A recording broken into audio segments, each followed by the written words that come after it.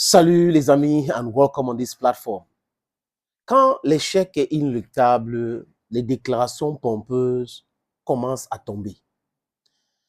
Regardez ce qui se passe en Ukraine aujourd'hui avec toutes les déclarations faites aux États-Unis et en Europe. Le constat est amer. L'échec est total. Ils sont inconsistants dans leur façon de parler, dans tout ce qu'ils font.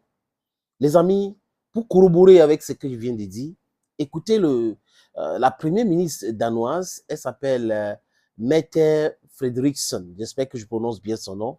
On l'écoute. They are asking us for ammunition now, artillery now. From the Danish side, we decided to donate our entire artillery. And I'm sorry to say, friends, there are still ammunition in stock in Europe.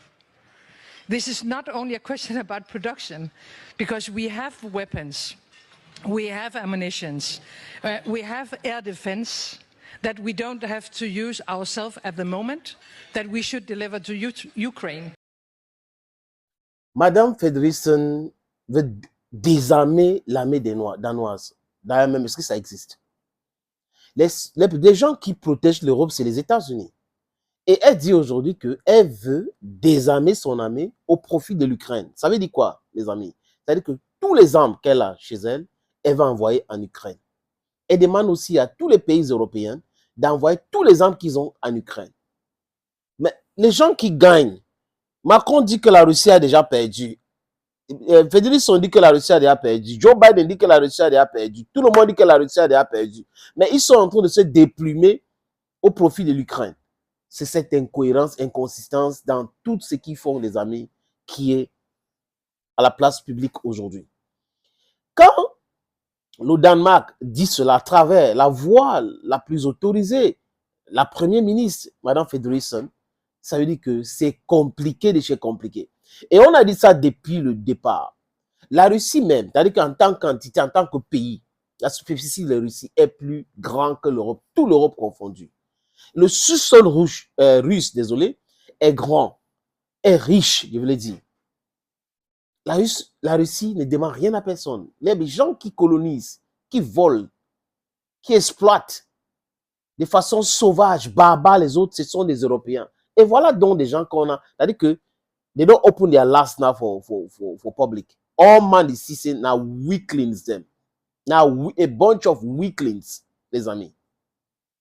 On attend la France aujourd'hui. La France aussi doit désarmer son armée au profit de l'Ukraine.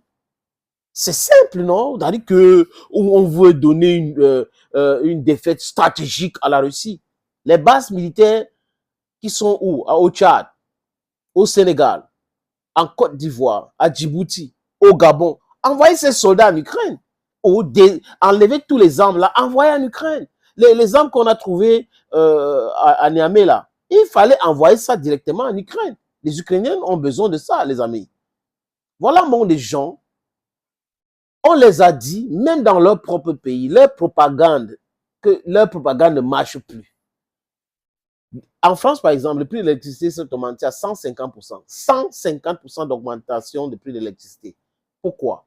Le Niger a compliqué les histoires à la France officielle sur l'uranium volé. Pourquoi? Le gaz russe n'arrive pas. Aussi, ça arrive, c'est plus cher. Voilà donc des gens qui donnent des leçons aux gens, qui disent qu'ils veulent aider les gens et tout. Ils ne peuvent aider personne. Ils ne peuvent aider personne. Les Américains n'arrivent pas à s'entendre sur l'aide. Même si l'aide de 51 milliards ou 61 milliards de dollars arrive en Ukraine, ça ne va rien changer, ça ne va pas changer le paradigme. J'ai regardé un élément, et dans cet élément, c'était clair que la France avait juste 78 canons César. Et la France avait déjà envoyé 38 canons César en Ukraine. Ça a changé quoi? Rien. Il y a même les bases de la CIA tout au long de la frontière, du moins la partie où la Russie n'a pas encore capturé, en Ukraine, qui forment les espions ukrainiens, qui les envoient dans les pays où il y a beaucoup de Russes pour qu'ils puissent voyager en Russie pour pouvoir faire le sabotage en Russie. Les FSB les attrapent tous les jours. Donc voilà des gens qui veulent que tout le monde reste tranquille et les observe diviser le monde commander le monde, piller le monde. Et quand on leur dit non, ici, là, ce n'est pas normal. Oh non, oui, les propagandistes, vous faites ça pourquoi?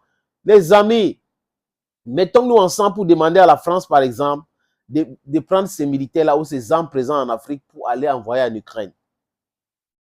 Des patrons comme ça. Oh, on va enlever, on a tous les armes. Donc, ils n'ont pas la capacité de produire des armes.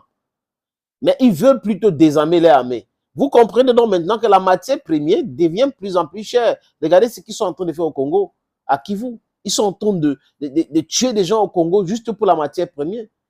Ce sont des criminels, les amis. Et la Russie a ouvert les yeux au monde entier pour comprendre que ces gens-là sont beaucoup plus dans le laisse-bouffe. Oui, certes, ils étaient riches, mais c'est parce qu'ils ont pillé. C'est parce qu'ils ont passé leur temps à exploiter sauvagement les autres. C'est de ça qu'il est question. Si ce n'est pas l'esclavage, la colonisation, l'Europe ne devrait pas être l'Europe aujourd'hui.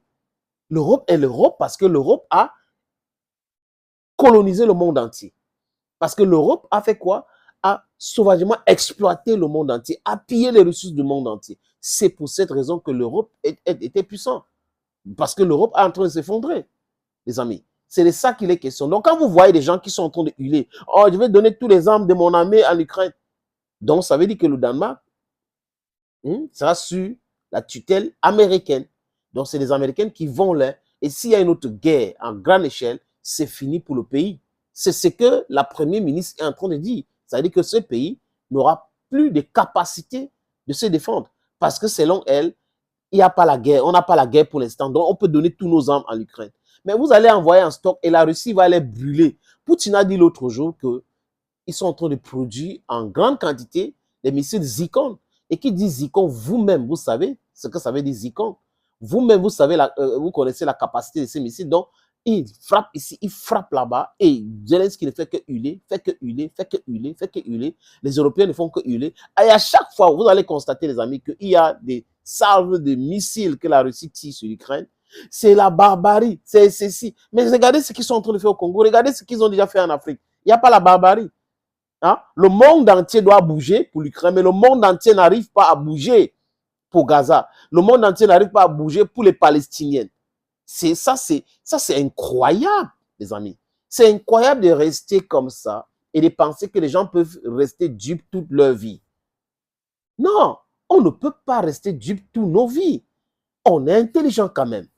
Aujourd'hui, nous, le peuple africain, on regarde les choses from the African perspective and not from the European perspective. There is no way you're going to make us look at things again from the European perspective or from the American perspective. That's the end. You're suffering now because of the wahala you created in Ukraine, because of the trouble, the palaver you created there, and you attacked Russia and you thought Russia was weak, and today you're crying. You're crying. You're sweating profusely. Thank you, friends, for always watching videos on this platform. Merci, les amis. À très bientôt.